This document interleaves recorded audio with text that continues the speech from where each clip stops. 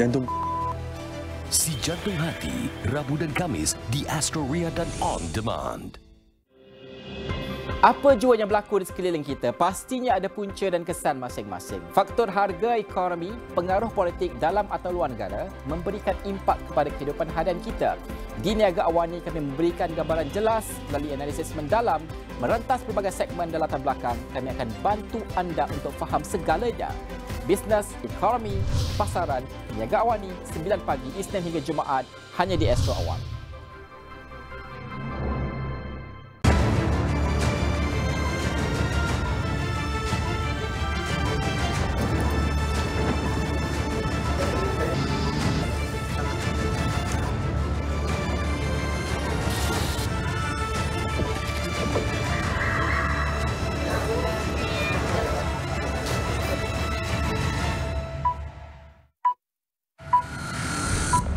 Gempur di Awani 7.45.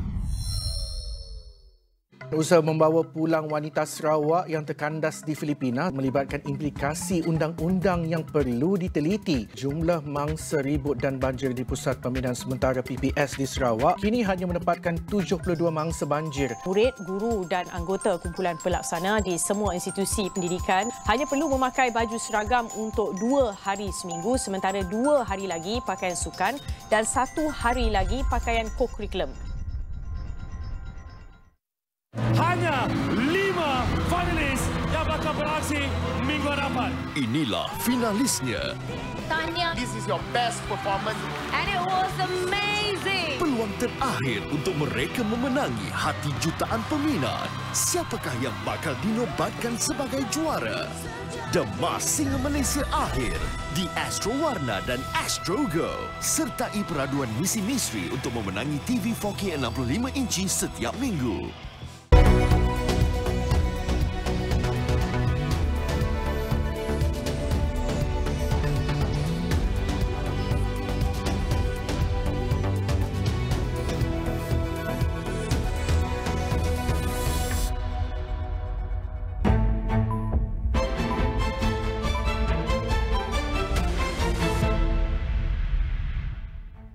Assalamualaikum, salam hormat. Anda menyaksikan Niaga Awani bersama saya Harits Asyraf Hasnan.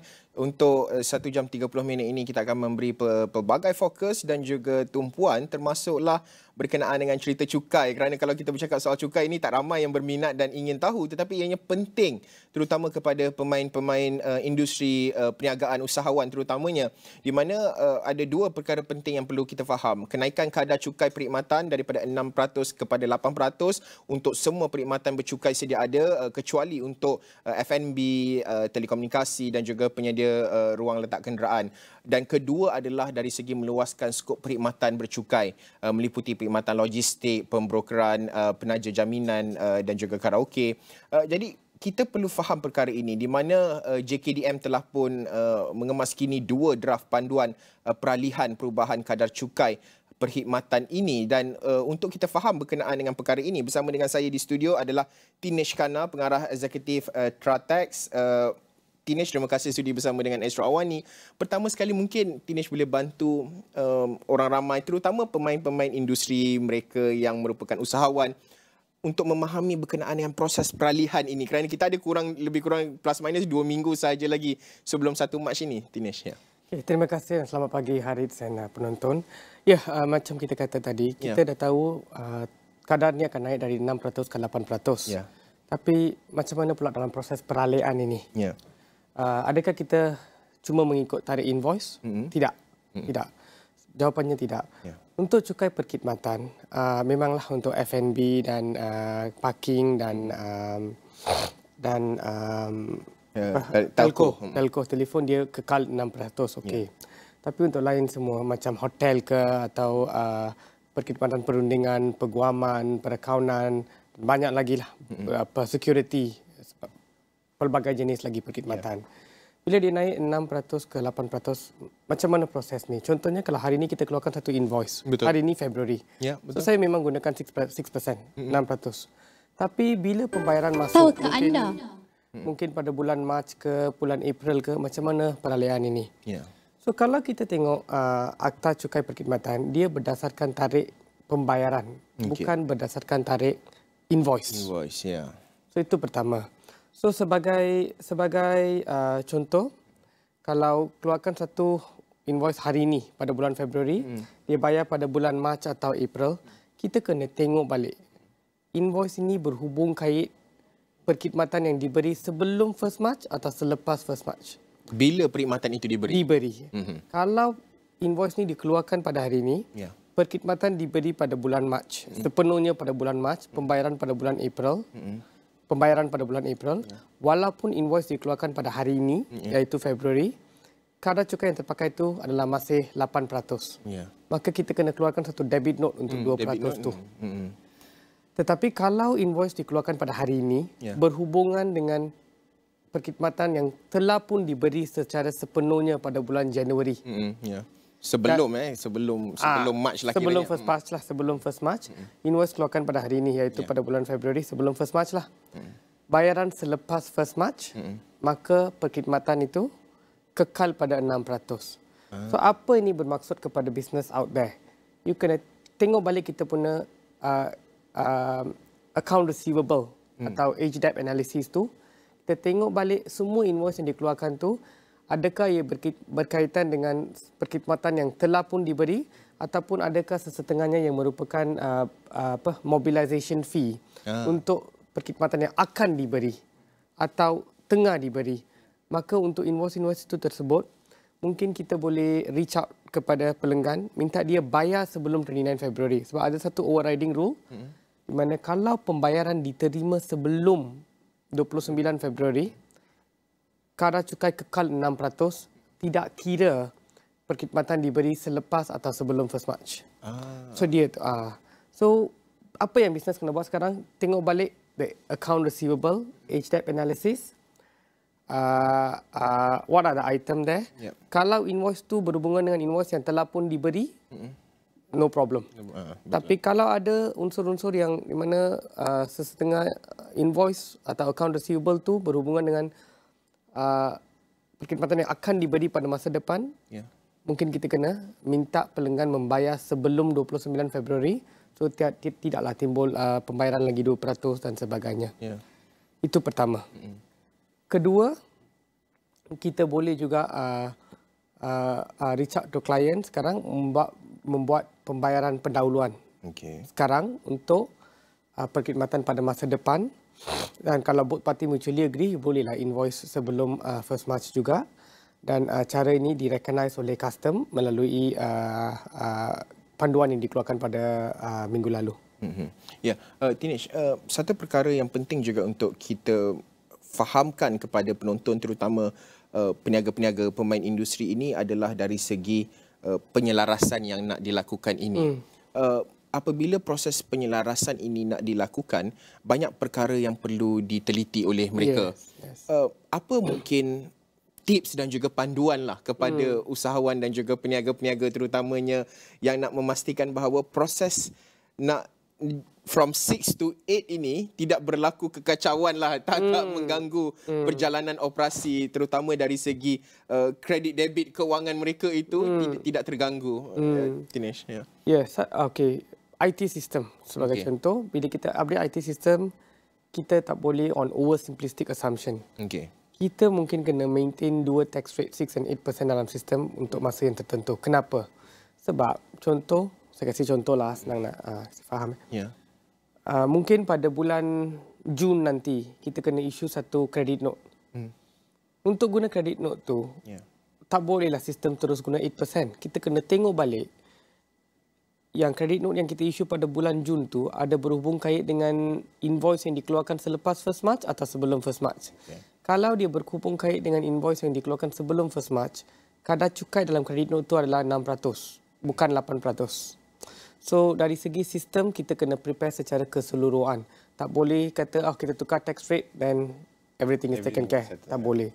Lagi satu, don't assume that semua boleh ikut tarikh invoice sahaja. Tidak. Seperti saya katakan tadi, dia bergantung kepada tarikh perkhidmatan diberi dan juga overriding rule tarikh pembayaran. So itu lagi satu aspek yang penting. What about those yang tiada dalam sektor perkhidmatan, mungkin di dalam sektor retail atau sektor perkilangan. Adakah dia apa-apa impact dari 1st March? Okey. Mungkin dia juga ada impact dari segi pembayaran dia bila dia membeli all the services. Dan lagi satu impact yang besar berhubungkan dengan intro tadi. From 1st March, 2 perkara berlaku. Satu is kadar 6 to 8%. Lagi satu penambahan skop cukai perkhidmatan. Dalam penambahan skop tu yang paling besar bagi saya adalah cukai perkhidmatan dalam perkhidmatan logistik. Logistik, betul. Logistik, walaupun dia tidak 8%, dia 6%. Kadar yang lagi rendah daripada perkhidmatan lain. Tapi dia perubahan yang besar. Dari 0 ke 6. Dan perkhidmatan logistik itu adalah satu yang amat luas. Ia merangkumi pelbagai aspek. Warehouse management, freight forwarding, port management. Hampir semua sektor actually yang terlibat dengan logistik ni. So dan sebab kesan tu boleh ada satu cascading effect pada harga barangan juga. Dia boleh juga impact sektor penghilangan, sektor retail. Sebab sektor retail pun you kena ada distribution dari satu you punya warehouse kepada semua retail outlet dan sebagainya lah. So dia ada that impact juga yang perlu ada satu business impact assessment lah. Is your cost going to be affected? And are you going to absorb the cost, or is it going to affect the price of goods yang affect the consumer prices? Jadi saya rasa orang ramai perlu faham bahawa walaupun F&B tidak kekal 6%, tetapi apabila produk-produk yang nak dihantar ke F&B atau restoran itu perlu menggunakan perkhidmatan logistik, jadi syarikat F&B itu akan dikenakan charge peningkatan, maksudnya daripada kosong sebelum ini tiada cukai, sekarang ini barangan-barangan itu yang nak dihantar ke perkhidmatan F&B itu akan ada sehingga 6%. So, jadi ini yang akan tempiasnya akan dirasai oleh rakyat ataupun pembeli pengguna itu, Tinesh. Okey, dari segi teori betul. Dari segi teori betul, tapi setiap sektor kita kena tengok dia punya cost composition lah. Bagi kalau kata restoran, dia punya cost composition bagi saya yang paling tinggi, one of the highest is the labor cost. Dan rental cost. So, dia punya cost barangan, termasuk cost logistik. Ya, memang dari segi teori mungkin ada impact. Tapi impact tu material ke tak, it depends on the numbers lah. Lagi satu, bukan sekadar F&B, dia juga dari segi apa-apa yang kita pergi ke supermarket yang kita beli dekat on the shelf. Semua pun ada satu aspek logistik there. Tapi soalan tu,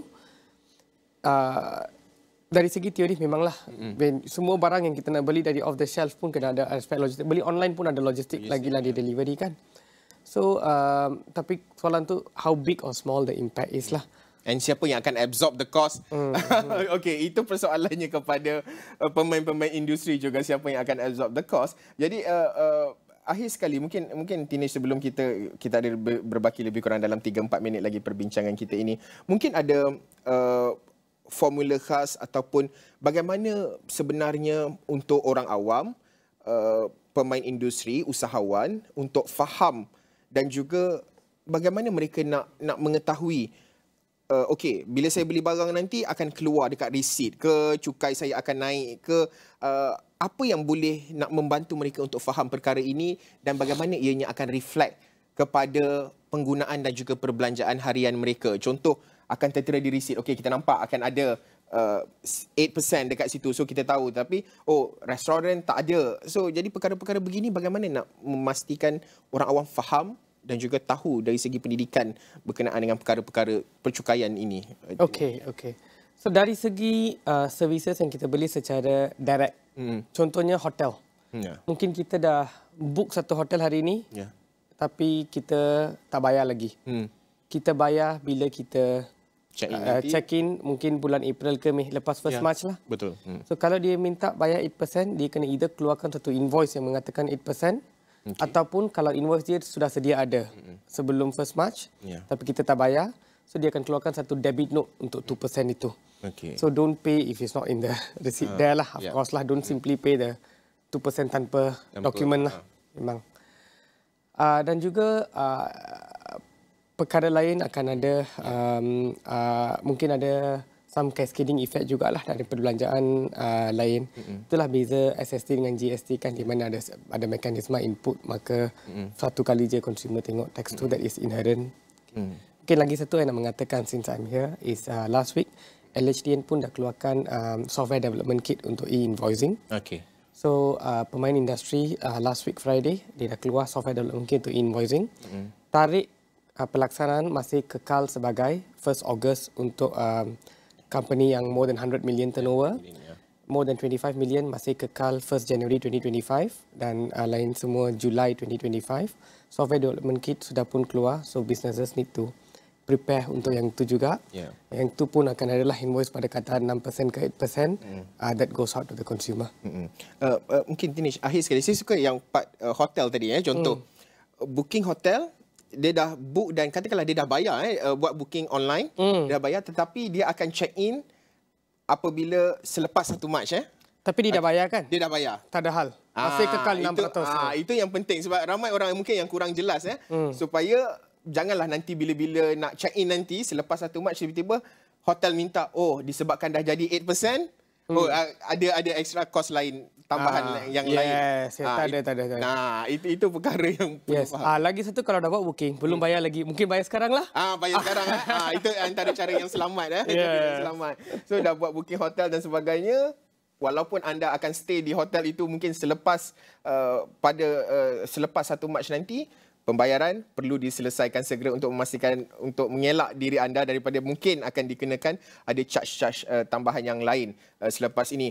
Terima kasih Tinesh Kana, pengarah eksekutif Tratex. Mungkin masa-masa akan datang kita akan terus lagi bersiaran, berkongsi pelbagai pandangan dan juga idea.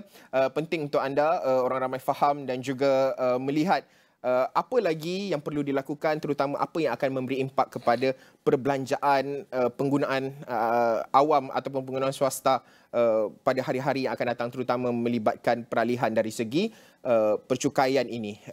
Kita akan ada lagi laporan-laporan lain selepas ini.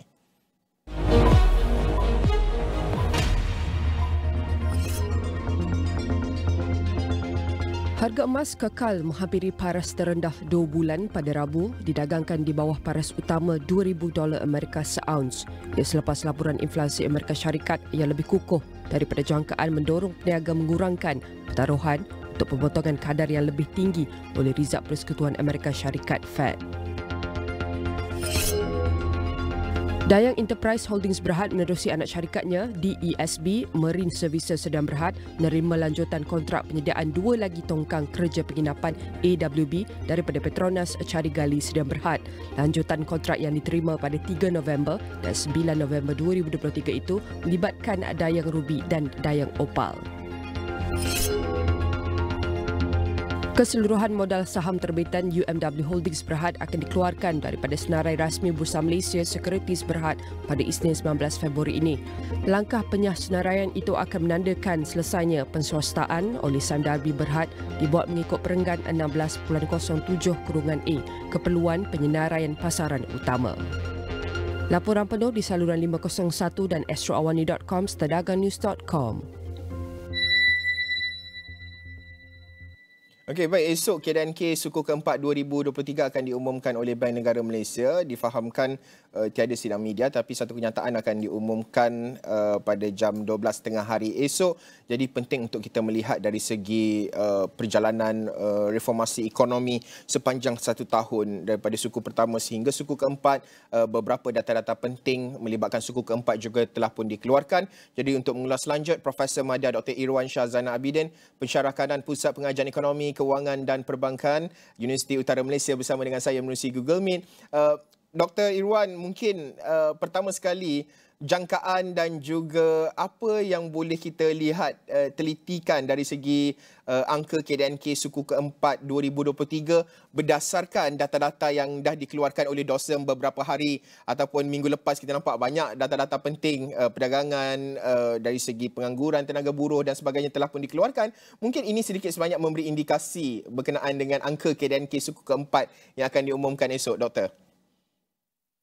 Ya, kalau kita lihat secara keseluruhan apa yang data-data yang telah pun dikeluarkan oleh DOSM, saya fikir DOSM pun sudah memberikan anggaran bahawa pada suku keempat tahun 2023 jangkaan pertumbuhan ekonomi itu adalah pada sekitar 3.4%. Jadi kalau 3.4% tu makna dia kita boleh jangkakan secara keseluruhan pada tahun 2023 secara keseluruhan itu berada pada 3.8% lah. Jadi ini maksudnya berada di bawah daripada sasaran yang telah pun ditetapkan, iaitu pada sekitar 4 hingga 5%. Tapi kita juga boleh lihat data-data seperti data inflasi, data kadar pengangguran juga menunjukkan adanya tanda-tanda yang ekonomi kita akan bertumbuh pada kadar yang lebih perlahan lah. Sebab kita tahu contohnya pada suku keempat tahun 2022 tu pertumbuhan ekonomi adalah pada kadar 7%. Tapi apa yang cuba saya lihat dan saya amati, saya lebih berminat untuk melihat bukannya sama ada kita dapat tercapai ataupun tidak sasaran 4 hingga 5% ini. Sebab kalaupun kita mencapai sasaran 4% ini, ia adalah pada tahap yang rendah, bukannya kita kata pada sekitar 5%. Dan mengikut analisis saya, ekonomi Malaysia mempunyai potensi untuk bertumbuh melebihi 5%. Dan ini juga kalau kita lihat dalam perspektif reformasi ekonomi yang cuba dilakukan di bawah kerangka ekonomi madani, sasaran pertumbuhan ekonomi pun selama 10 tahun bermula tahun 2023 adalah pada sekitar 6%. Okey. Begitu juga dengan sasaran di bawah kajian separuh penggal rancangan Malaysia ke-12 pada sekitar 5.5%. Jadi kerisauan saya lebih kepada melihat bagaimana kita sama ada kita berada di landasan yang betul ataupun tidak dalam usaha untuk kita mencapai sasaran yang kita letakkanlah di bawah visi ekonomi madani, terutamanya 7 KPI yang telah pun ditetapkan. Jadi sebab bagi saya ini ada memberikan pelbagai implikasi kepada ekonomi kita dari segi contohnya risiko untuk kita menghadapi deflasi pada tahun ini. Memang betul kita akan jangkakan adanya peningkatan dalam inflasi. Tapi inflasi ini dalam konteks inflasi keseluruhan dan ia disebabkan oleh faktor-faktor seperti pengenalan cukai baharu, peningkatan dalam kadar cukai, bukannya disebabkan oleh peningkatan dalam permintaan yang kita boleh lihat daripada kadar inflasi teras.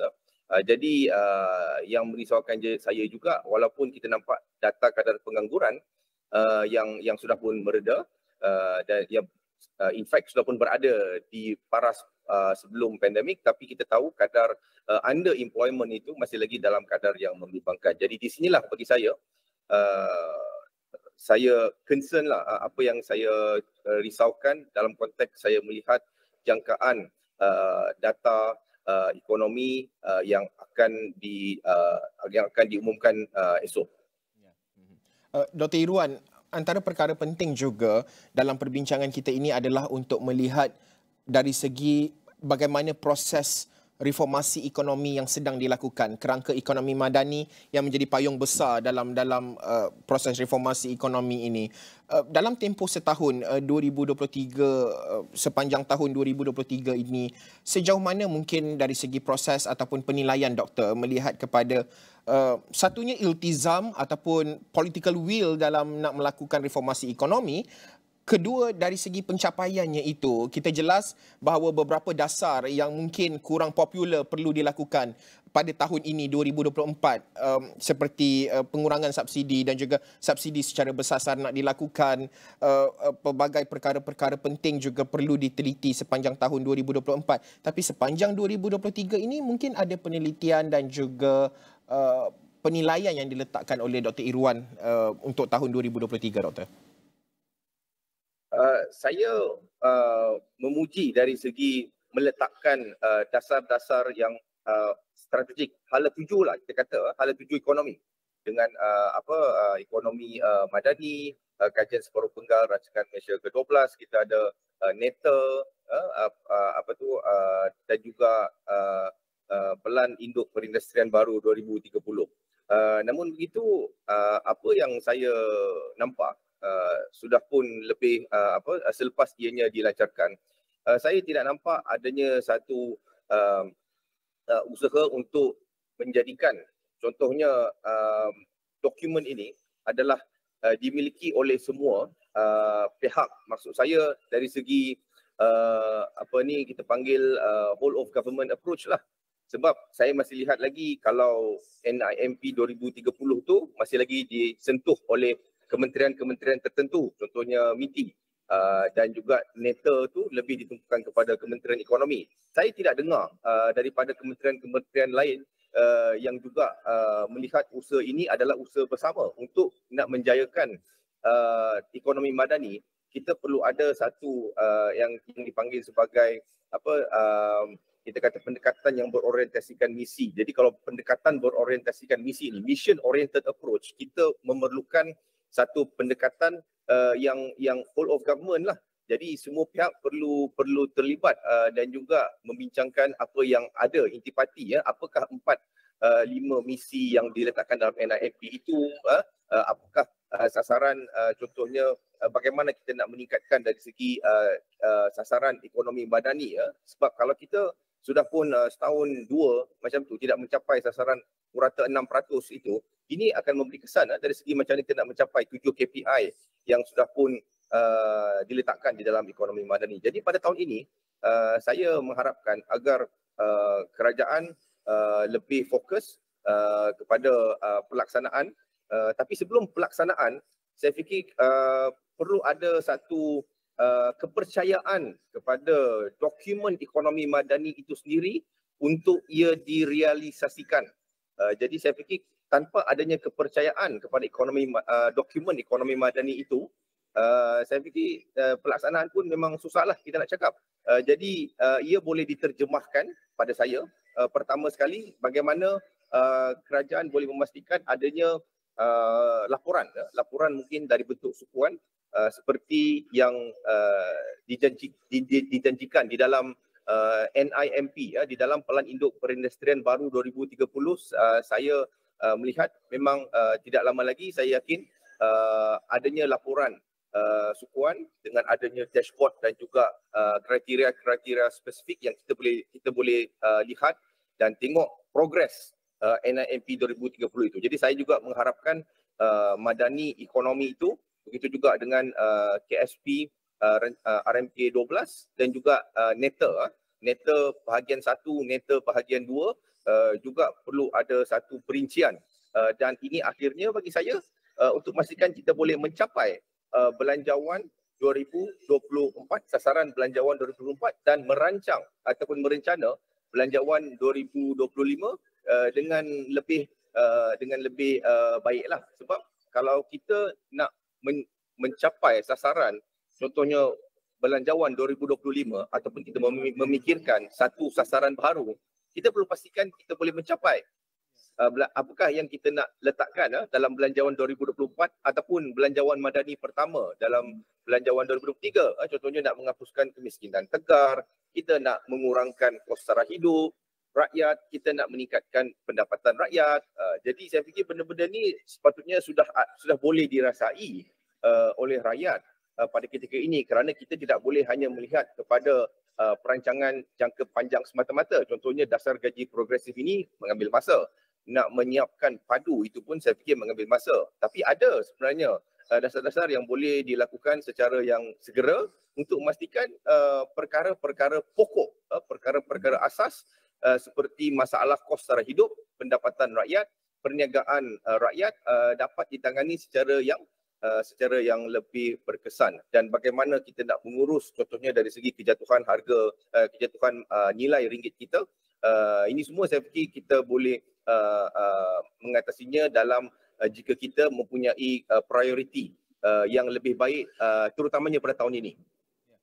Saya setuju dengan apa yang dinyatakan oleh doktor, terutama dari segi laporan sukuan itu, laporan impak, pasca nilai itu perlu ada supaya kita tahu di mana progresnya dan siapa yang merasai dasar-dasar dan juga polisi yang sedang dilaksanakan pada ketika ini. Mungkin akhir sekali Dr. Irwan, apa bentuk downside risk yang perlu difikirkan dan perlu diberi perhatian, terutama sama ada di peringkat dalaman maupun external factors, perang di Asia Barat, Timur Tengah terutamanya, melihat kepada mungkin agak sedikit perlahan ekonomi di China dan juga Amerika Syarikat. Pandangan doktor melihat kepada downside risk ini?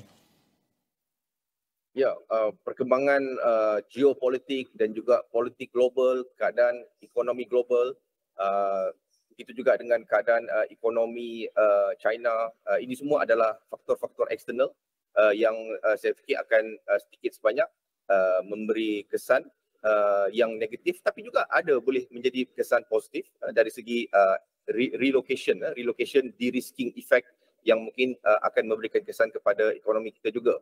Tapi bagi saya risiko utama yang saya risaukan adalah dari segi keutamaan dasar daripada kerajaan pada ketika ini. Saya berpendapat bahawa kita patut menumpukan ataupun mengurangkan penumpuan kepada dasar berjimat cermat, dan kita perlu memastikan bahawa adanya perbelanjaan daripada kerajaan yang mencukupi untuk memastikan bahawa momentum pertumbuhan ekonomi kita dapat dirancangkan di masa hadapan supaya kita boleh mencapailah sasaran yang telah kita tetapkan dalam visi ekonomi madani. Sebab kalau kita masih lagi bagi saya menumpukan kepada dasar konsolidasi fiskal, contohnya mengikut akta tanggungjawab fiskal, untuk mengurangkan defisit sebanyak 3% contohnya, bagi saya ia agak kontradiktori daripada usaha kita untuk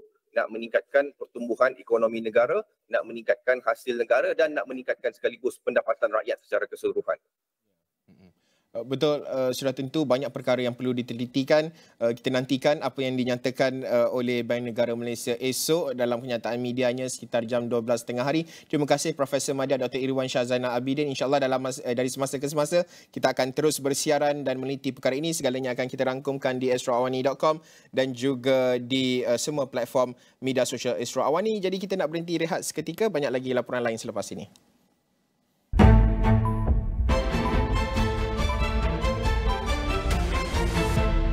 Dry skin is more than uncomfortable. It needs to be repaired. Repair with Raskin. Repairs and restores. For soothed, moisturized skin. Repair dry skin with Raskin. Karya terbaik Siti Rosnizah. Patutlah kaki dia sakit. Kaki dia mengecul lah abang motor. Kau ni dah kenapa ni berabang-abangkan aku? Perjalanan seorang gadis lurus. Nek Wan dah berhenti ke apa? Bukan macam tu, Nek Wan. Jangan menyampuk boleh tak? Menyakitkan hatilah setiap kali aku jumpa kau ni. Bertemu duka. Sekarang ni aku dah terpijak dah tahi kucing bodoh ni. Aku nak kau cuci. Kejujuran yang membawa kesakitan dan kesedihan. Selagi dia tak kahwin, selagi Mama tak dapat cucu, selagi itulah harta Nek tu akan jatuh pada sesiapa saja. Encik Zarif ikhlaslah. Aku percayakan dia. Bahayalah, Yan. Kau akan masuk perangkap aku, Siwil. Takdir itu milik aku. Mulai 26 Februari di Astro Ria dan Astro Go.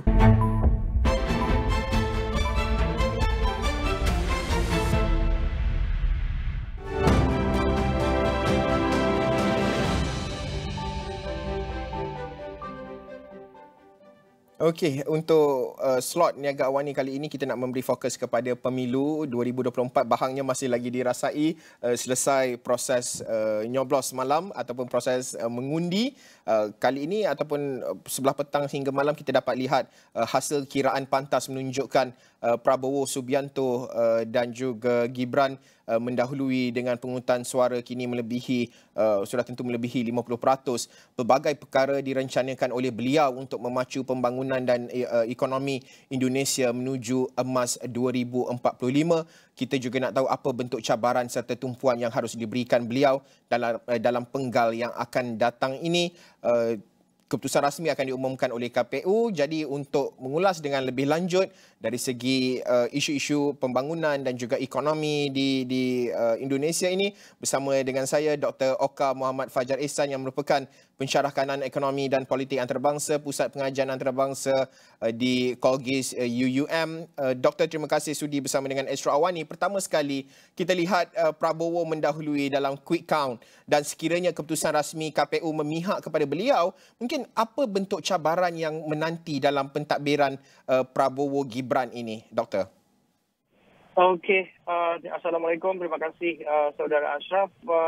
Pertama sekali saya nak buat disclaimer ya, ingin menyatakan bahawa sampai setakat hari ini belum lagi ada keputusan rasmi official result daripada Komisi Pemilihan Umum ataupun juga KPU di Indonesia yang menyatakan siapa yang akan menjadi presiden pada masa mendatanglah 2024 ini. So sehingga mungkin platform ini saya boleh gunakan, kita nak mengandai-andai lah ya, mengandai-andai sebab walaupun kita ikutkan kepada quick count juga merupakan real count yang dilakukan oleh lembaga-lembaga ataupun syarikat-syarikat survey di Indonesia dengan mengambil sampel ataupun persampelan yang mengikut kepada tempat pemungutan suara ataupun TPS. Jadi saya nak katakan sekali lagi, memang belum ada hasil rasmi melalui KPU dan kita hanya nak mengandai lah ya. Soalan tadi adalah mengandai sekiranya Prabowo yang dinyatakan menang menjadi presiden Indonesia pada periode 2024 ini, mungkin ada beberapa cabaran yang akan saya ketengahkan. Yang pertama adalah berkaitan dengan cabaran tentang demokrasi itu sendiri. Walaupun kita bercakap tentang ekonomi, pembangunan sosial dan juga pembangunan secara politik, pembangunan masyarakat, tetapi ianya juga tidak terlepas daripada prinsip-prinsip demokrasi yang perlu dijalankan. Ada yang perlu kita ketengahkan bahawa ramai kritik yang diterima oleh Prabowo dan daripada kalangan-kalangan akademik dan juga kalangan-kalangan aktivis berkaitan dengan bagaimana pasangan nombor 02 di Indonesia kita menyebutkan nomor 02 gitu ya, nomor 02 mendapatkan tempat dalam pencalonan Gibran. Sebenarnya itu menjadi isu yang paling penting juga dan masih lagi hangat ketika kita tahu bahawa apabila Mahkamah Konstitusi ataupun juga MK di Indonesia memberikan approval ataupun endorsement kepada Gibran yang boleh mencalonkan walaupun batas usia minimum adalah 40 tahun dan Gibran belum lagi 40 tahun. Tetapi ada syarat-syarat lain yang ditambahkan oleh Mahkamah Konstitusi ataupun juga Ketua MK tersebut yang merupakan paman ataupun pakcik daripada Gibran. Jadi sebenarnya ini hal yang paling penting untuk sebagai cabaran Prabowo sekiranya terpilih. Macam mana Prabowo dan Gibran boleh memberikan satu bentuk memberikan keyakinan kepada masyarakat di Indonesia bahawasanya demokrasi di Indonesia adalah baik-baik saja. Kita selalu katakan bahawa demokrasi di Indonesia sedang tidak baik-baik saja.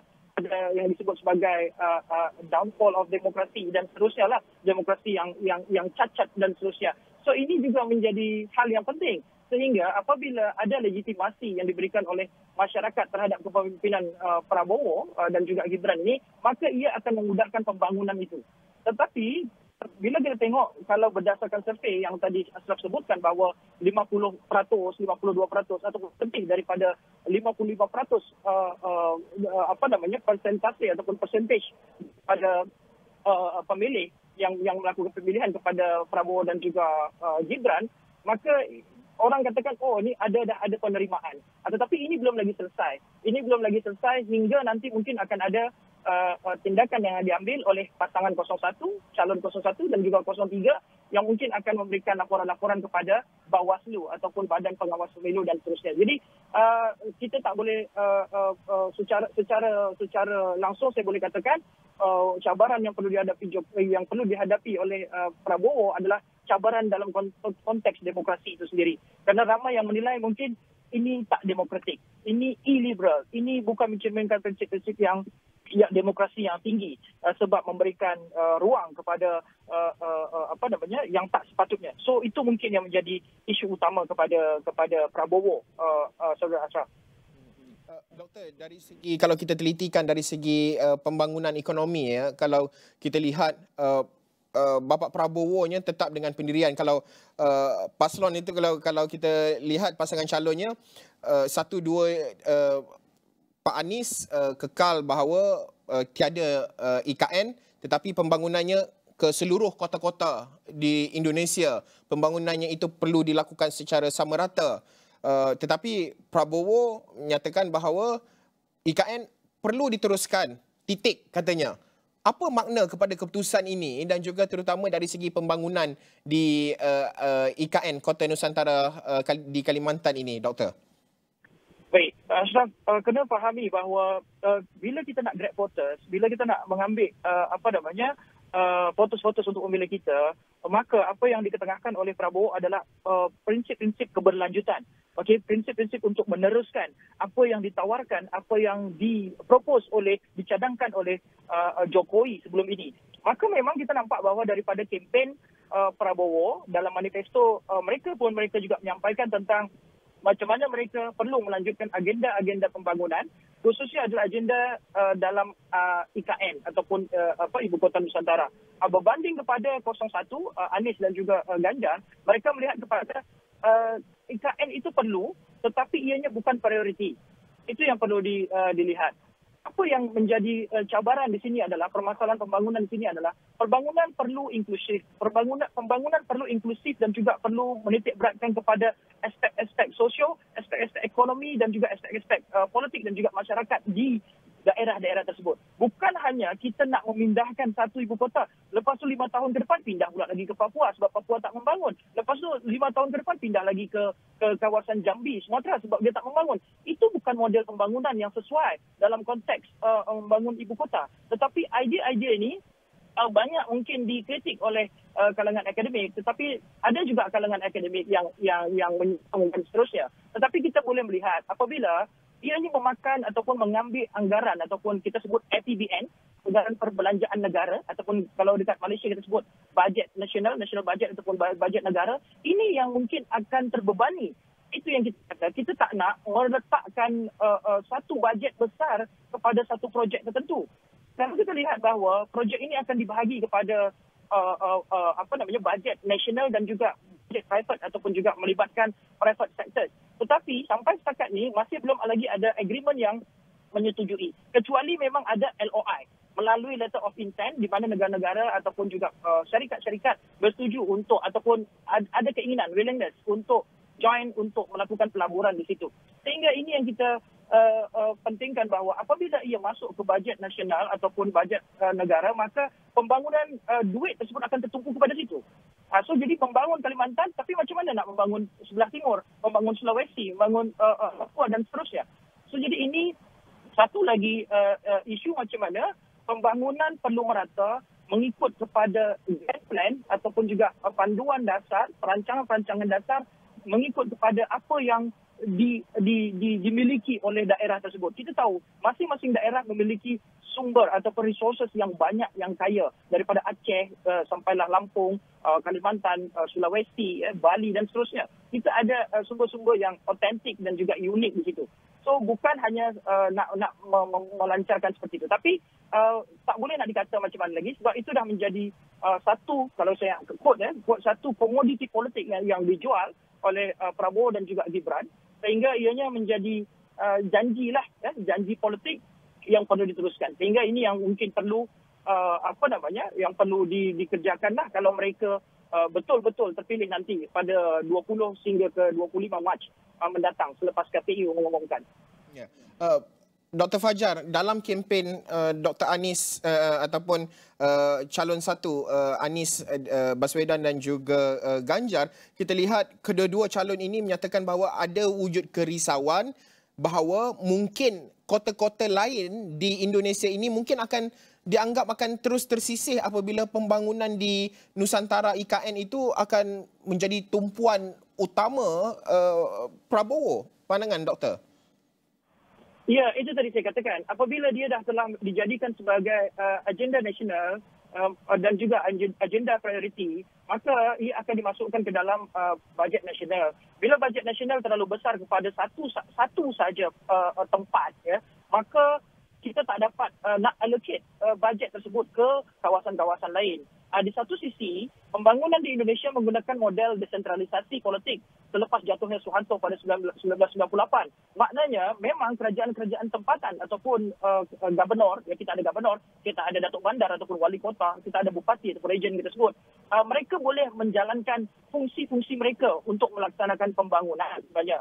Tetapi ianya memerlukan juga bantuan daripada pusat, ya seperti halnya di Malaysia ada federal government yang memberikan sokongan dan seterusnya. Yang dikhawatirkan macam tadi saya katakan Asyraf, bahawa kalau kita tumpukan terlalu banyak kepada satu tempat, maka tempat-tempat yang lain mungkin akan tidak mendapatkan alokasi yang banyak. Yang berikutnya adalah yang paling penting bagi saya melihat, yang paling penting ada dua. Yang pertama adalah sektor pendidikan. Okey, sektor pendidikan. Yang kedua adalah sektor kesihatan. Okey, yang ketiga mengikuti adalah infrastruktur dan juga kepastian terhadap undang-undang, ya, macam demokrasi dan seterusnya. Inilah yang disebut sebagai pembangunan. Pembangunan bukan hanya bersifat fizikal, bukan hanya bersifat kita nak bangun jalan raya, lepas tu siapa yang nak jalan. Tak ada. Sebab apa? Sebab ekonomi di situ tak ada. Artinya mereka perlu membuat satu mapping ekonomi berdasarkan kepada kluster-kluster tertentu.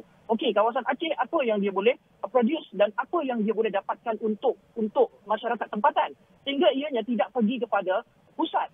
Beberapa dividen ataupun beberapa pembahagian persentage keuntungan tu bukan hanya banyaknya harus ke Jakarta, tetapi juga perlu dirasakan oleh rakyat tempatan, masyarakat tempatan Aceh, Sumatera Utara, Sumatera Barat dan seterusnya. Pembangunan kena model localized ekonomi dan juga kena juga mengikut kepada pembangunan dalam sektor pendidikan.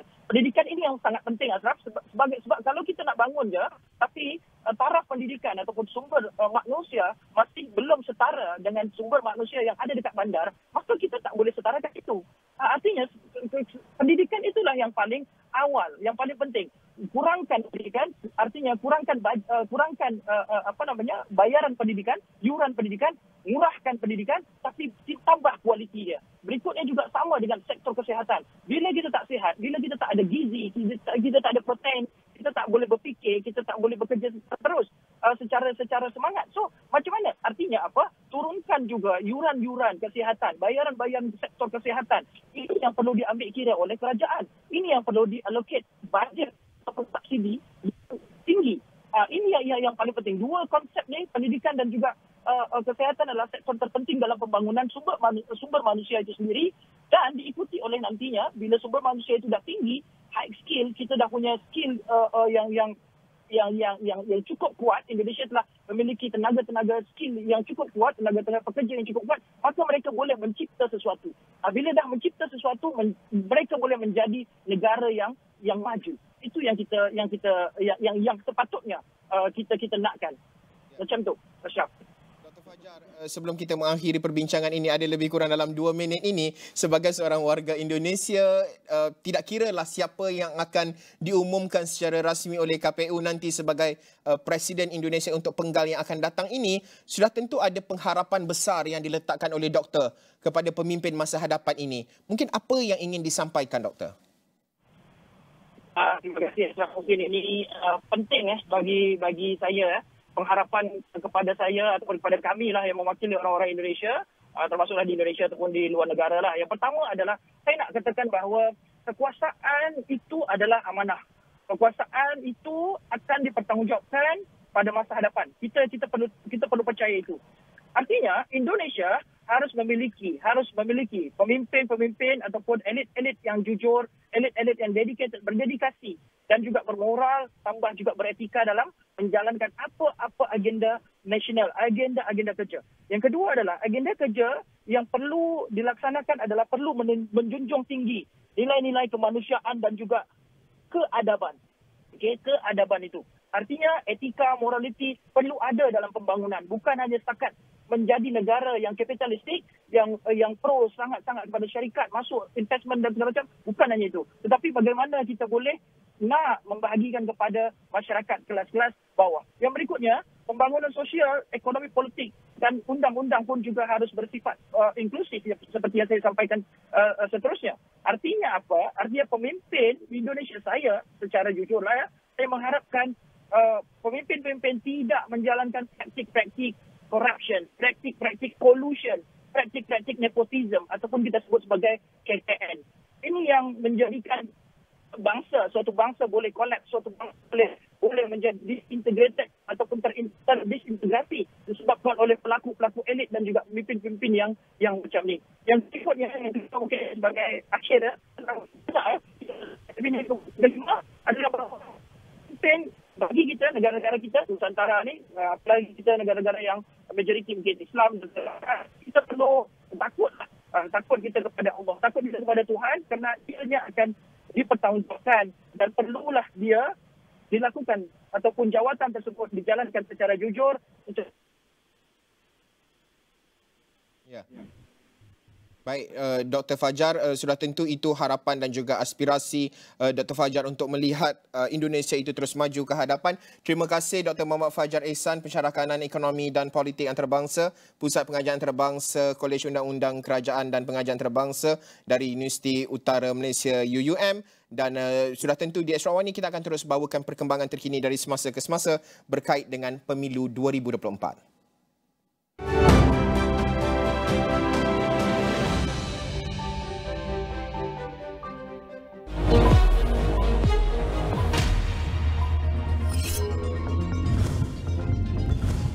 Bangsa Berhad menerusi anak syarikatnya, Perbenah Emas Sudan Berhad berjaya meraih projek membina Pusat Penyakit Berjangkit Sarawak SIDC bernilai RM129.99 juta.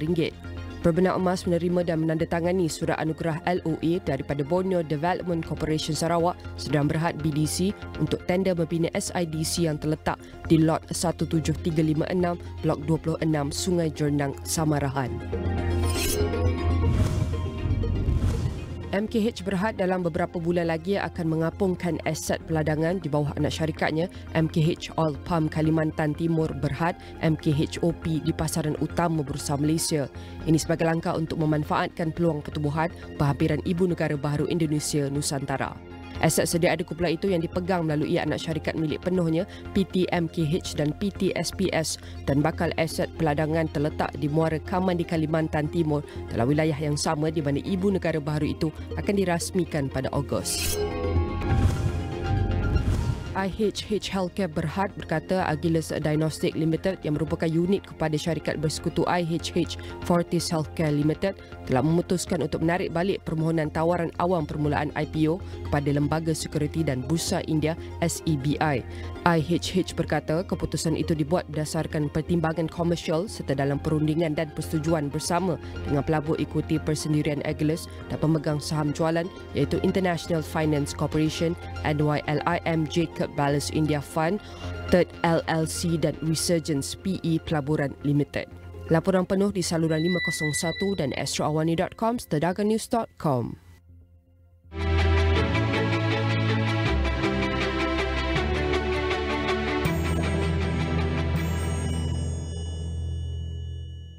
Okey, baik, sebelum bersama dengan rakan saya Nabilah Khaleeda di set di belakang saya ini, saya nak bawa perkembangan berkenaan dengan GUSME di mana watak ganas utama filem Predator menjadi cetusan idea buat pekerja kilang dari Pontian ini untuk menambah pendapatan sampingan. Bermula membuat kostum cosplay sejak 10 tahun lalu, ternyata permintaannya kian meningkat.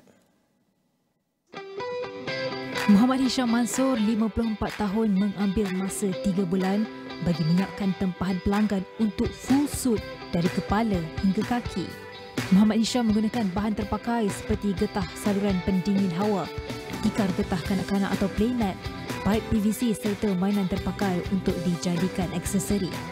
Menurutnya, ia memerlukan kreativiti dan inovasi untuk menjadikan senjata kostum berfungsi. Biasanya satu suit ni buat jangka masa dia dalam 3 bulan. Jadi kita buat seorang je. Jadi maknanya nak buat pun kita dah kena ambil 3 bulan untuk satu orang je lah. Kalau nak buat orang lain pun kita akan lepas 3 bulan akan datang baru boleh masuk. Dia caranya tu lah. Kita estimate 3 bulan sebenarnya boleh lagi cepat. Tapi anggaran je lah. Kita pun kena jaga dia punya ni kan. Kita utamakan permintaan pelanggan lah. Dia nak macam mana kena kita ikut lah. Dia punya ni, dia nak bentuk ke, design ke, apa yang ni kita ikut. Dari satu kita ambil daripada, dia bagi contoh, dia nak daripada Google apa kan, nak macam mana. Daripada situ lah. Kita pun ambil daripada contoh kat situ lah. Yelah, barang terpakai, kita akan guna mana yang sesuai lah. biasa guna, kita guna PVC. PVC tu dia PVC macam pipe PVC ni. Dia ada yang flat, kita guna flat untuk macam buat dia punya pedang dia guna apa. Pasal kebanyakan orang guna besi ataupun itulah yang dia keras, pasal benda tu kita nak keras. Pasal pedang dia tu ada part dia lah kita guna. Pada permulaan pembabitan dalam bidang ini, dia mengakui kekangan bahan utama iaitu getah merupakan cabaran terbesar kerana menelan kos yang sangat tinggi. Justru Muhammad Hisham mengambil langkah mengubah kostum ciptaannya dengan menggunakan pelbagai jenis foam. Dengan kuasa media sosial seperti Facebook, hasil kerjanya bukan sahaja mendapat tempat di Semenanjung tetapi turut mendapat tempahan dari Sabah. Berikutan permintaan yang tidak putus dari peminat cosplay, kini Muhammad Hisham menumpukan sepenuhnya perusahaan itu. Mestilah pasal banyak-banyak benda ni buatan tangan kan. Lagipun dekat Malaysia tak ramai yang buat ni kan, predator macam ni, yang penuh lah. Macam aku buat masa ni kita maintain macam biasa je lah. Yalah ikut kemampuan kita lah, pasal saya ada buat servis maskot, ada buat kerja je lah macam-macam. Apa yang jadi boleh datang hasil kan. Jadi kalau saya rasa free saya boleh ambil, kalau saya tak free saya tolak. Setakat ini Muhammad Hisham berjaya menghasilkan 90 kostum pelbagai karakter mengikut permintaan pelanggan. Antaranya termasuklah Goblin, Shinjiro, Baby Groot, White Ranger, Monster dan Monster Hunter.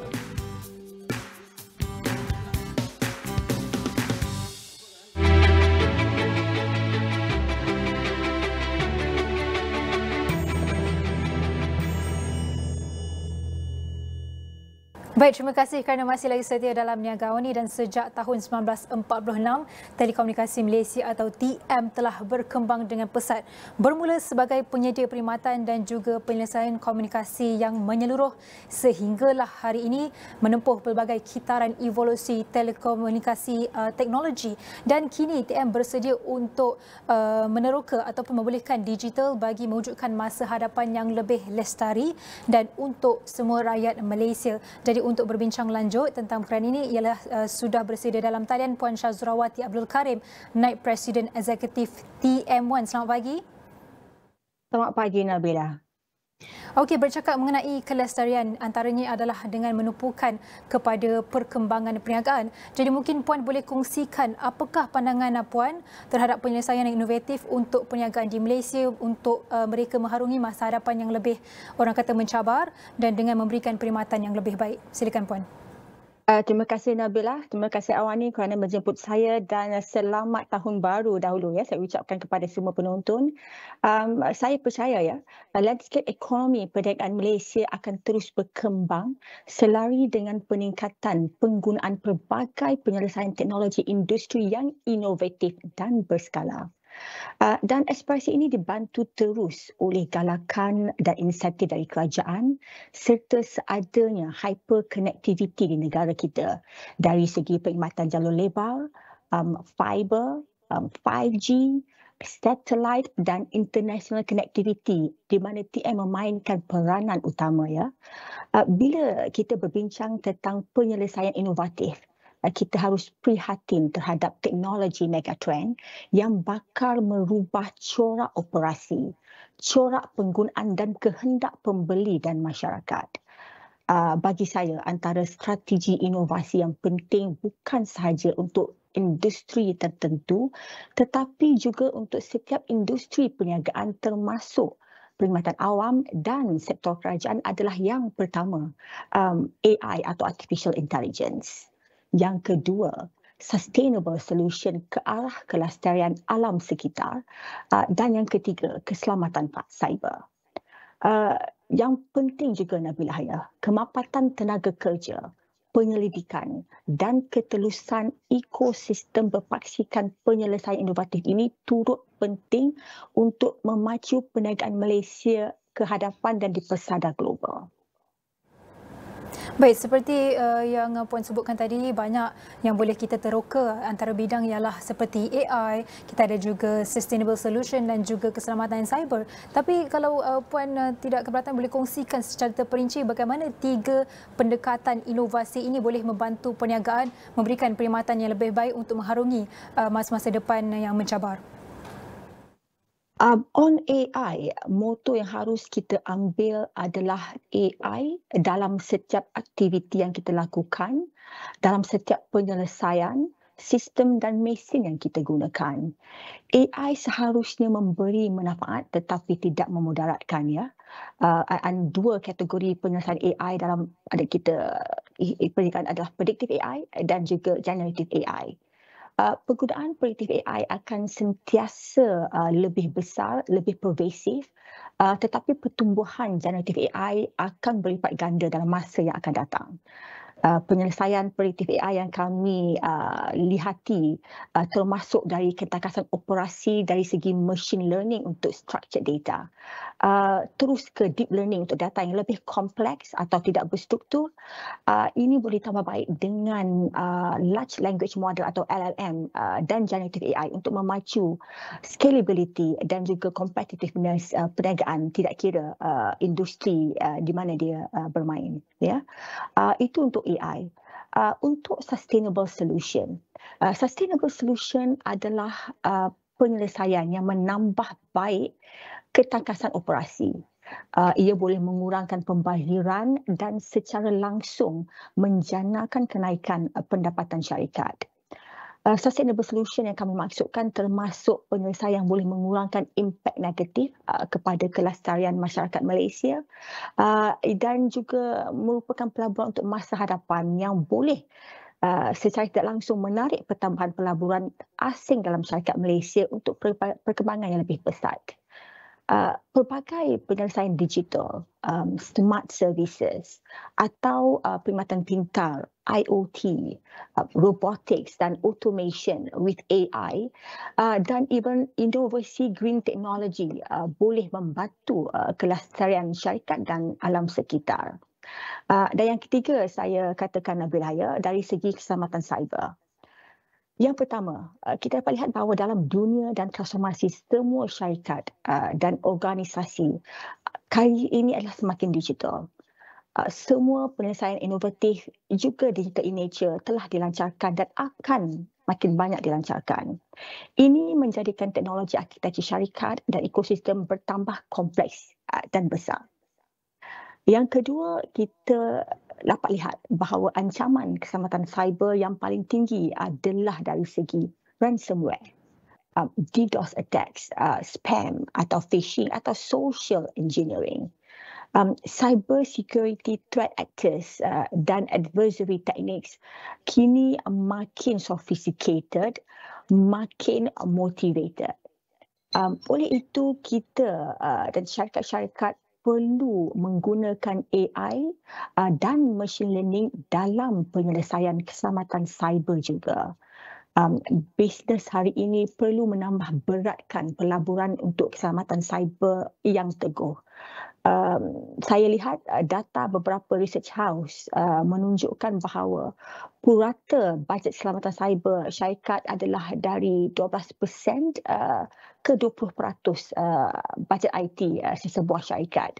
Tetapi ada juga yang berpendapat bahawa bajet cyber security patut berada dalam lingkungan 6 ke 10% daripada hasil syarikat, Nabilah.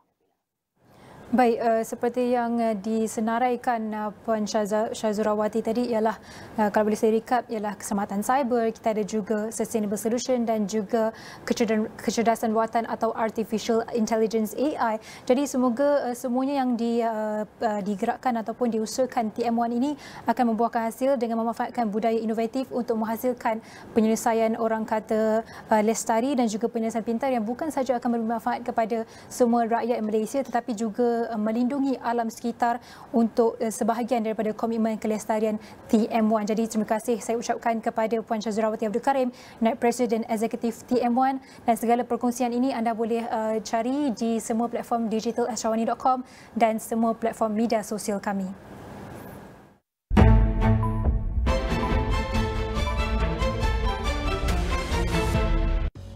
Kerjasama lebih erat untuk bagaimana memperkuat ASEAN. ASEAN sekarang kan di crossroad, jadi Indonesia dan Malaysia bisa menjadi pilar untuk memperkuat kesatuan dari ASEAN. So we see a tremendous future for hydrogen to be a part of the decarbonization of the planet. At this point of time, Malaysia and India, and where we have been sort of focusing on developing projects.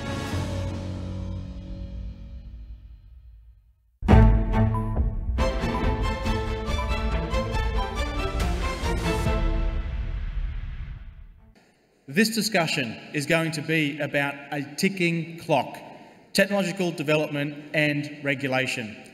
Before I introduce our two great panellists, I am going to be asking these gentlemen about regulation. We've heard a lot this morning about these great technologies, AI and emerging technologies. How do we think about, and I'll ask Florian particularly, how do we think about regulating that? But what about the private sector and the public sector? How should they be working together? And finally, because I'm an economist, I want to ask the gentlemen, are they optimists about the future or are they pessimists? But let me briefly introduce our two great panellists. First of all, His Excellency Florian Turski, who is the State Secretary for Digitalisation at the Government of the Republic of Austria. Welcome, Florian. And a very warm welcome to Mr. Masood M. Sharif Mahmood, Chief Executive Officer at ENUAE. Masood, very welcome to you as well. Pleasure, thank you. Pleasure. Florian, I'd love to start with you, if I can, from the public sector. We're all excited about these technologies, and we've heard some great panels already today about these technologies, but you're in a really interesting, privileged position. How are you starting to think about regulating these amazing emerging technologies? What's your general approach before we get a little bit more specific? You know, there is a joke right now all over Europe. America is innovating, Asia is innovating, and Europe is regulating. But in fact, our aim is to come to a single digital market. And so we are doing right now all over Europe, all over the European Union, a lot of regulation to get to this aim of a single digital market. For example, the Digital Market Act, the Digital Service Act, or right now, the AI Act. And the AI Act is the first real legal framework about artificial intelligence. And that was quite a challenge. For example, how you define artificial intelligence in a legal framework at all. And our aim in that case is to come to a legal certainty for our enterprises. And I think that's a big thing. And not only for the hyperscalers. For hyperscalers, that will be quite easy because they will have a lot of lawyers. I know a lot of them are also here, and they will do a good work. But for our small and medium enterprises, and in Central Europe we have a lot of them, that's the biggest challenge. How they have legal certainty in field of AI, for example. And so in Austria we started, it's the first country of Europe, AI office, where we are dealing right now, still right now, with the AI Act, even it's not in place right now all over the European Union, to come to this legal certainty for our enterprises. And I think that's the biggest challenge of the next years. Interesting, Florian. Thanks so much. I mean, before I bring Masood in, are there one or two areas you're really, really focused on? If you mentioned SMEs, they're in Austria. Are there one or two issues that people are really saying to you all in government, we need these areas sorted first, or do you have to get a bunch of things done at the same time? I think the most important thing is to provide as a government the infrastructure. Not only the digital infrastructure, the mobile infrastructure, and also the fiber infrastructure. I think even more important is the data infrastructure. And so we're building right now different digital databases all over Europe. The digital health database, for example, where we are able to provide all European health data for our researchers, for also the private sector. I think that's our main focus. And we see that as also something only Europe will be able to provide, that good quality of data, for example, in the health sector, in the tourism sector, in the agriculture sector. Absolutely, absolutely. I'll definitely come back to you, Florian, in a moment.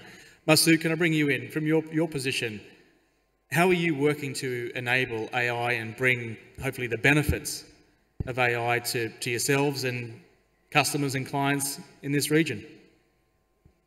Thank you for the question. Very, very important question. I think from our end, if you think of our entity as an end user, or think of us as an enabler for the end user, the customers, the partners.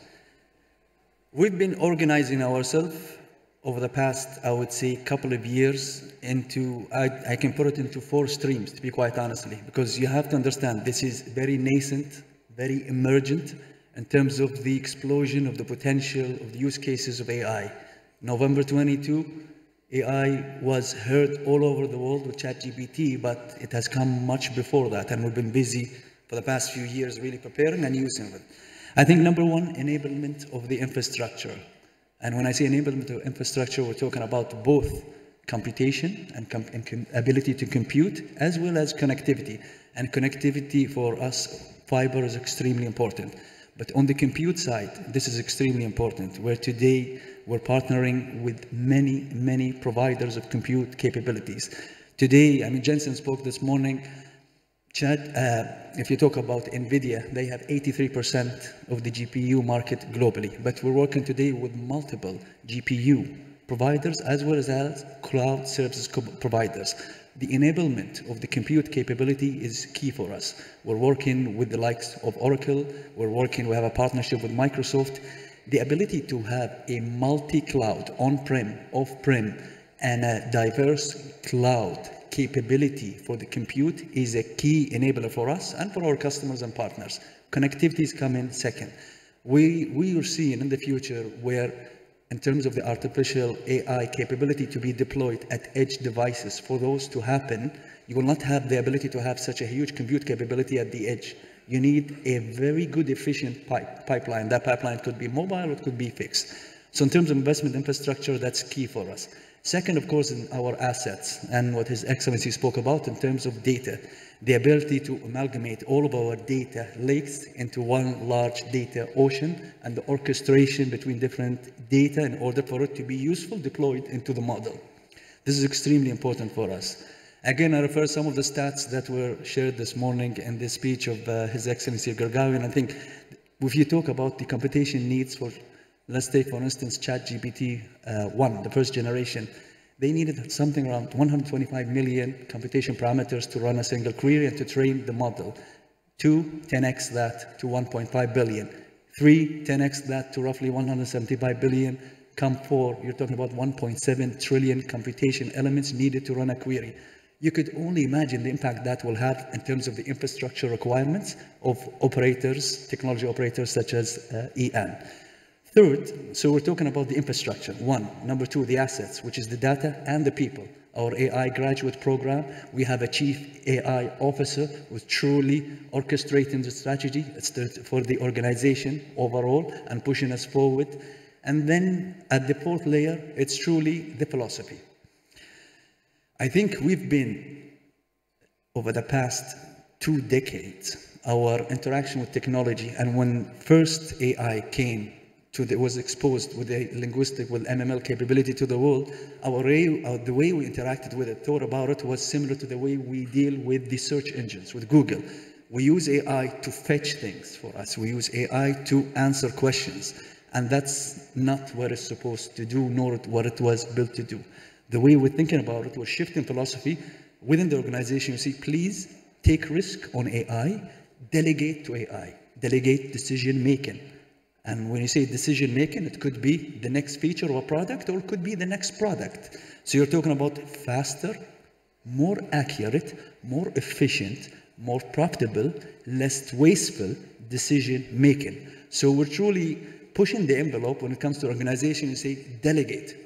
Please do not be afraid to delegate to AI decisions that you would have delegated in the past. So the 4th pillar is the philosophy, because we need a mind shift when it comes to that, because we're not used to, we need to adapt to know how to truly utilize the full capabilities of AI.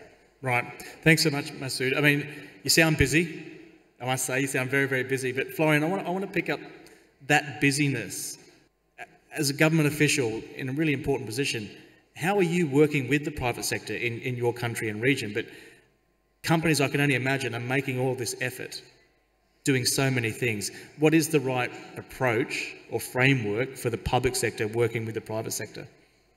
Collaboration is key. I'm working pretty well together with our telecommunication provider, for example, all over Austria, to provide connectivity all over Austria. We have 95% 5G coverage right now, and that's in a country where you have very high mountains. I hope some of you have been the opportunity to ski in Austria, for example, so you know it's not the perfect landscape to come to a perfect connectivity. And also we have to collaborate for sure, for example, in the whole cybersecurity sector. We are not able as a government to provide cybersecurity to all our companies by our own. We have to collaborate in that fields with the private sector. But what we can do, we have to provide the perfect legal framework for the private sector. For example, by sandboxes, regulatory sandboxes. That's also a key part of the AI Act, and we will issue our own regulatory sandbox law, as you also have it here in the Emirates, that you give the companies the opportunity to check their solutions in real life. I think that's a very important and that's the sandbox, right? Yes, sandbox. And that's why it's nicely named the sandbox, because what, companies can experiment, but I imagine they have to report back to you, back to the public sector, to say this is how it's going, right? That's the point of the sandbox. Yeah, for sure. So you are able to also come to the law and maybe also change something. That's important. Right, absolutely. I mean, it's so fascinating, because one question I have is the acceleration in the private sector I see in other parts of the world, including here, right? The acceleration is pretty remarkable. Can regulators keep up? I mean, is that a real challenge of your job, just to keep up with the sort of the pace of change and experimentation in these companies? It's like it is everywhere else when it comes to regulation. Let's talk about drug regulation, for example, or doping regulation we have in sports. All the time we are lagging a bit behind of also bad guys. And so, for sure, that's a challenge, especially when it comes to an area which is developing so fast like it is in the AI field. Yeah, absolutely. Masood, can I just pick this point up? All that work you're doing, all that experimentation, and you were actually talking about encouraging your colleagues to take risks, delegate decision-making, take risks. But what are you looking for from the public sector? What's the right regulatory approach that would facilitate your experimentation and your development? I think in terms, if we reflect on our experience, the public sector in terms from a regulatory environment point of view have been very encouraging, very to be conducive for us to push the envelope. And to be in that sense, this is something that has enabled us to really push forward. And if I can pivot in terms of what we've been busy doing over the past couple of years, we've been enabling the organization from I would say, from an operating model point of view for a day like this, where the technological movement and the speed of technology transition is mind-blowing. So the past couple of years, we've been busy transitioning what we call EAM from your traditional telco, a regional telco, to a global technology conglomerate. What does that really mean in a sense? What it means is that today, our business lines, and maybe let me give a little bit of background in terms of why is that necessary. One of the reasons that we've seen over the past, I would say, decade, and up until last year, if you look from a total shareholder return, the MSCI index over the past 8 to 9 years, the return has been for the telecom sector, total shareholder return -10, while in other sectors, the full index, including telecom, is around 45% up until last year. If you look at the multiples of traditional telco of 9 to 7 versus if you go into solutions, you're talking to teens, early teens to mid-teens, and if you go into digital or what we call sort of the digital business that are consumer facing, could be much more than that. So what we've done is that over 2 years ago, for the purpose of exposing value, for the purpose of giving focus for the different teams, we delayered the company into 3 to 4 main pillars. Pillar number 1 is telecom. And telecom is about re-gutting the engine.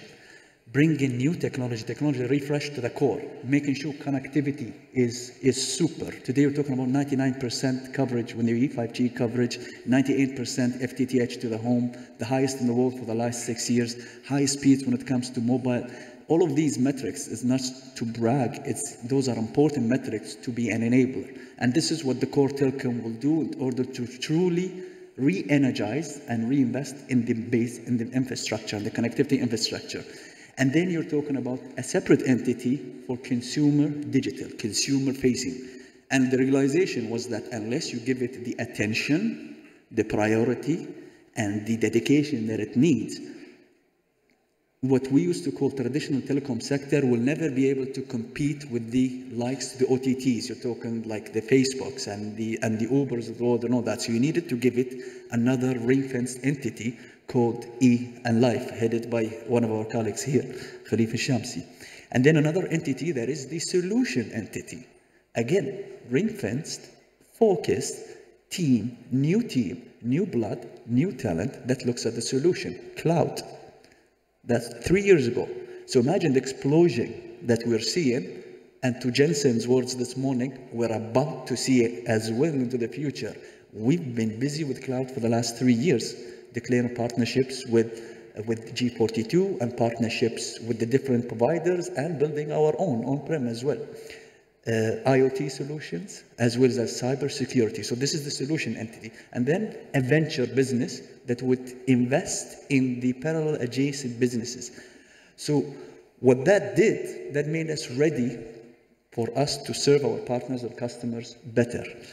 One of the things on the connectivity side, what we're seeing is the need for emergence of what we call private 5G sort of connectivity solutions. Today, we're talking about different verticals. We verticalized this connectivity, where it was one size fits all. Today, you have a private 5G for industry, a private 5G for, let's say, health, a private 5G entity, let's say, for a pharmaceutical, to manufacturing. Today, this would enable our end customers to give them a much lower secure data, sort of ring-fenced data environment, lower latencies, which will enable them to manage the resources much more efficiently. On the consumer side, I could go on and on, but I think I'm conscious of time. I see the clock ticking. On the consumer side, where many things we've digitized our touch base to our customers. I wouldn't need, I don't want any of our customers today in the UAE to have to leave the comfort of their home. So today, in our app, 6 million downloads, we made sure that most of our services are available there. It is better. It is improving. Is it where I want it to be? No, but we will get there. So today, all of this transition may enable us to become better servant to our partners and customers. And there are many examples, but for the interest of time, I'll try to be... I would like to underline that. Right now, I'm issuing a spectrum for the private sector that everybody, the fabrics, the infrastructure, whoever would like to do it, is able to issue a private 5G network on their campus, on their road, whatever. I think that's really the future of connectivity for a special use case. If I can elaborate on that. So, absolutely 100%, I think spectrum is key.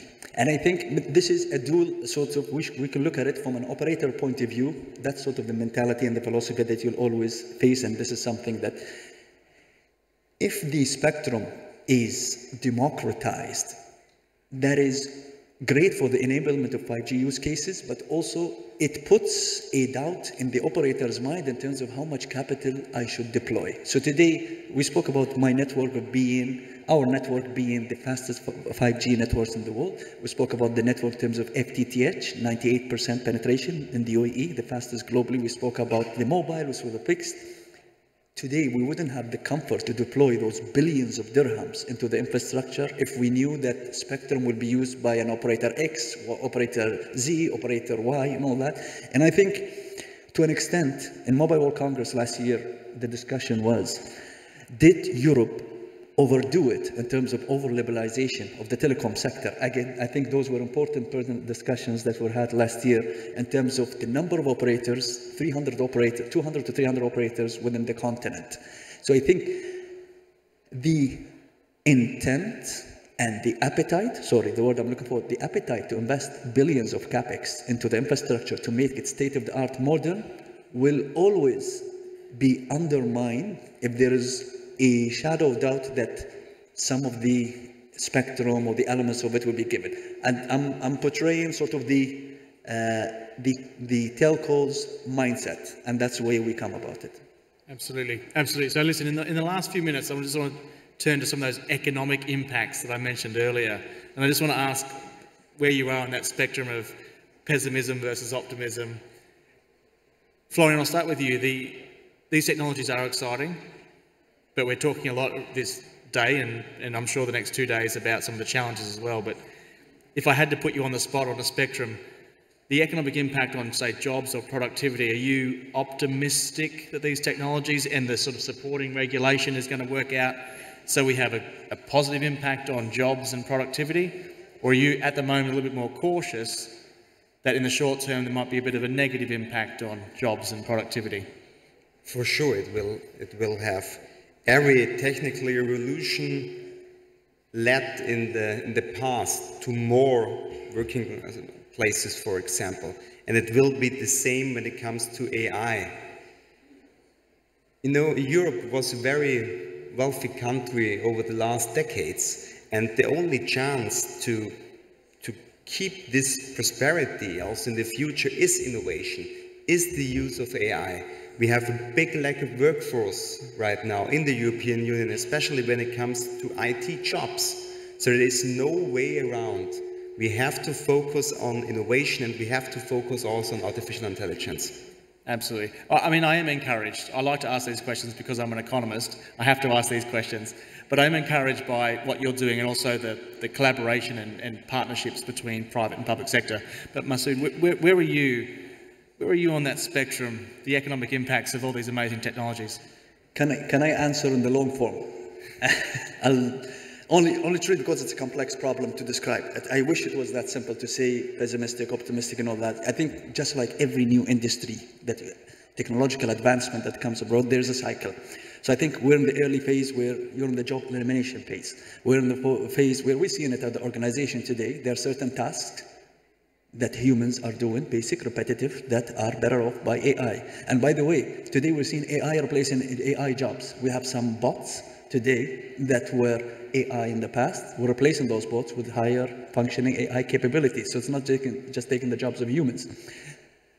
This will be what we call the job elimination. And in the World Economic Forum report, we were just screening that they're expecting over the next 5 years, 83 million jobs to disappear. That's their expectation, and based on research and sentiment reading from different executives around the world. The IMF thinks 40% of the global workforce is exposed to AI. After that, there'll come what I think is the job transition phase. Companies who are able to truly leverage the force of AI have better products, better spec products, faster to the market at a much cheaper production cost, because today using AI capabilities, those companies, while they'll take the jobs and the roles of a lot of functions and roles, but also it will create a lot of jobs. It will create wealth. This is the wealth transition.